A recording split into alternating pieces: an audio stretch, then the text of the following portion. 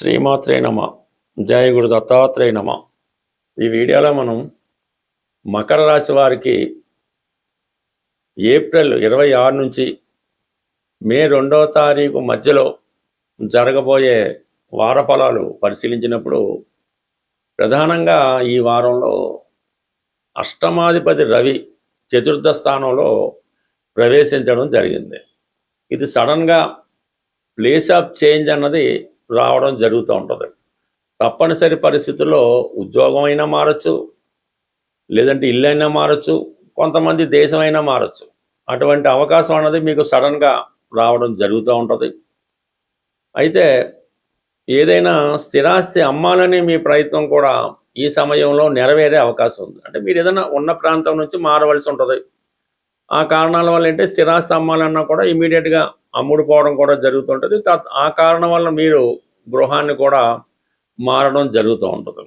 అయితే వార ప్రారంభంలోనే అష్టమ స్థానంలో చంద్రగ్రహ ప్రభావం వల్ల అనవసర ప్రయాణాలు, చాలా పనిలేని పనులు, అనవసర తిరగడం అంతా కూడా మొదటి 2 రోజులు జరిగే అవకాశం ఉంటుంది.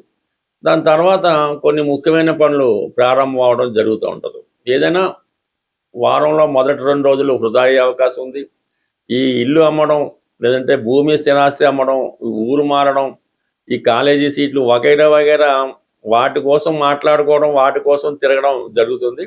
కానీ ఏది కూడా కొలిక్కి రాకుండా ఆగిపోయినట్టు కనబడుతుంటాయి. కానీ అనూహ్యంగా మీకు మరి 2 రోజులు దాటిన తర్వాత ఆటోమేటిక్గా ఈ పనులన్నీ కూడా వేగంగా పూర్తి అవ్వడం జరుగుతూ ఉంటుంది.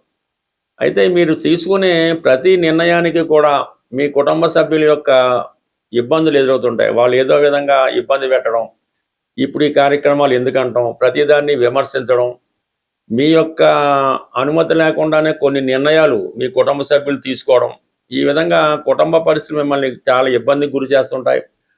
వాళ్ళ ప్రవర్తన మీకు అసహనాన్ని కలిగిస్తూ ఉంటుంది. కుటుంబానికి సంబంధం లేని ఇతరులు మీ కుటుంబం మీద పెత్తరకం వహించడం, ఇవన్నీ కూడా మీకు చాలా అసహనానికి గురి చేస్తుంటాయి. ఈ అసహనాన్ని తట్టుకోలేకే కొన్ని తప్పనిసరి పరిస్థితుల్లో నిర్ణయాలు తీసుకొని ఇలాంటి స్థిరాస్తులు అమ్మడం, ఇటువంటి జరిగే సూచనలు ఉన్నాయి. కాబట్టి ఏదైనా కొద్దిగా ఓర్పు వహించడం తప్పనిసరి. కానీ కొన్ని తప్పనిసరి పరిస్థితుల్లో కొన్ని వాటికవే జరగడం జరుగుతూ ఉంటుంది. ఇక ప్రధానంగా వృత్తి మారవలసి ఉంటుంది. తృతీయ స్థానంలో కుజుడు, అలాగే బుధుడు, అలాగే రవి, అలాగే శని. అంటే శని, బుధ, కుజ ఈ 3 కూడా 3వ స్థానంలో ఉండడం వలన ఈ వృత్తిపరంగా అనేక ఇబ్బందులు ఎదుర్కొంటుంటారు. మీ కొలీగ్స్ ఇబ్బంది పెడుతుంటారు. అధికారులకు సరైన కోఆపరేషన్ రాదు. ఈ ఉద్యోగపరంగా మీ టార్గెట్ రీచ్ అవ్వలేకపోతుంటారు. ఈ విధంగా ఉద్యోగపరమైన ఇబ్బందులు ఎదుర్కోవడం జరుగుతూ ఉంటుంది. అయితే సడన్గా ఈ తృతీయ అష్టమాధిపతుల మధ్య ఏర్పడిన పరివర్తన కారణంగా కొన్ని నిర్ణయాలు తప్పనిసరి పరిస్థితులు తీసుకోవాల్సి ఉంటుంది. ఈ ఉద్యోగం మారడం కానీ, ఉద్యోగాన్ని వదిలివేయడం కానీ జరిగే సూచనలు ఉన్నాయి. ఇవన్నీ ఇబ్బందులు పెడుతున్నప్పుడు కూడా మీకు బాగా ఉపయోగపడే గ్రహం ఈ వారంలో శుక్రగ్రహం. శుక్రుడు ఈ జాతకానికి యోగకారకుడు. అటు దశమాధిపతిగా పంచమ స్థానంలో స్వక్షేత్రగతుడై ఉండడం వల్ల మీకు చాలా వరకు శుక్రగ్రహం బలంగా ఉండడం వల్ల ఈ ఉద్యోగం మారే విషయంలో మాత్రం మీకు కొంత సహకారం లభిస్తుంది. అంటే ఏదైనా ఉద్యోగ ప్రయత్నం చేసినప్పుడు తప్పని పరిస్థితుల్లో ఇక్కడ పాత ఉద్యోగం మానిస్తే మరొక మంచి ఉద్యోగం రావడానికి కూడా శుక్రగ్రహం సహకరించడం జరుగుతుంది. అలాగే మీరు ఫిల్మ్ ఇండస్ట్రీలో ఉన్న, టీవీ మీడియా ఇండస్ట్రీలో ఉన్న కంపల్సరీగా కొంత బెనిఫిట్ జరుగుతుంటుంది. అలాగే బ్యాంకింగ్ రంగంలో ఉన్న వాళ్ళకి కూడా కొన్ని అనుకూలమైనటువంటి పరిస్థితులు ఈ సమయంలో కనబడడం జరుగుతూ ఉంటుంది. బట్ ఏదైనా కొంతవరకు అధికారుల వల్ల వేధింపులు ఉంటాయి. సడన్గా దగ్గర బంధువులతో విరోధాలు వస్తుంటాయి. ఈ చికాకుల నుంచి తట్టుకోవాలంటే మీరు చక్కగా శుక్రగ్రహాన్ని గట్టిగా పట్టుకోవాల్సి ఉంటుంది. శుక్రగ్రహ ప్రీతి కొరకు మీరు ప్రతి రోజు కూడా దుర్గా అమ్మవారి ఆలయ దర్శనం చేసుకోవడం, దుర్గాదేవి అష్టోత్తరం చదువుకోవడం, అమ్మవారికి ఏదైనా కుంకుమర్చనం, ఒక నిమ్మకాయల దండం ఇటువంటి సమర్పించి కొంతసేపు ఆలయంలో మీరు సందర్శించడం వల్ల ఈ విపరీతపరమైనటువంటి విపత్కర పరిస్థితుల నుంచి బయటపడే అవకాశం ఉంటుంది. ఈ పరిహారాలు చెప్పే క్రమంలో ఇక మనం జీవితంలో ఏది సాధించలేం, అన్ని దారులు మూసుకుపోయాయి, ఏ మార్గం లేదు అనుకున్న పరిస్థితుల్లో మీకు ఏదైనా ఒక పుణ్యక్షేత్రంలో అంటే ప్రధానంగా శ్రీశైలం, ఈ శ్రీశైలం పుణ్యక్షేత్రంలో అనేక ధర్మసత్రాలు అవి ఉండడం జరిగింది. వాళ్ళు పడుకోవడానికి అకామిడేషన్ ఉంటుంది, అక్కడ భోజన సదుపాయాలు కూడా ఉంటాయి. అంటే అక్కడ కొద్దిగా సేవ చేస్తూ ఆ వచ్చిన భక్తులు సేవ చేస్తూ అక్కడే మీరు ఒక 15 రోజుల పాటు గడపవలసి ఉంటుంది. అంటే మీ దగ్గర అవసరానికి ధనం ఉన్నా కూడా అటువంటి క్షేత్రాల్లో అటువంటి ఆశ్రమాల్లో ఒక 15 రోజులు గడపడం, అక్కడ భక్తులకు సేవ చేయడం, ఆశ్రమానికి కొంతవరకు సేవ చేయడం, ఇవి చేయడం వల్ల నెమ్మదిగా మీకు ఒక కొత్త మార్గం కనబడుతూ ఉంటుంది. ఇది ప్రాక్టికల్గా చాలామంది చేయడం జరిగింది. అంటే ఒక విధంగా ఇది స్వామి అయ్యప్ప మాల వేసుకుని లాంటిదే, కానీ ఇది కొద్దిగా డిఫరెంట్. ఇంకా ఏది ఇంక మొత్తం సర్వం కట్టుబట్టలతో వెళ్ళడం, అక్కడ కాలక్షేపం ఒక 15 రోజులు ఉండడం, తిరిగి ఆటోమేటిక్గా ఎవరో ఒకరు వచ్చి మిమ్మల్ని ఇంటికి తీసుకొచ్చి చక్కగా అక్కడ నుంచి మీ జీవితం మారడం జరుగుతూ ఉంటుంది.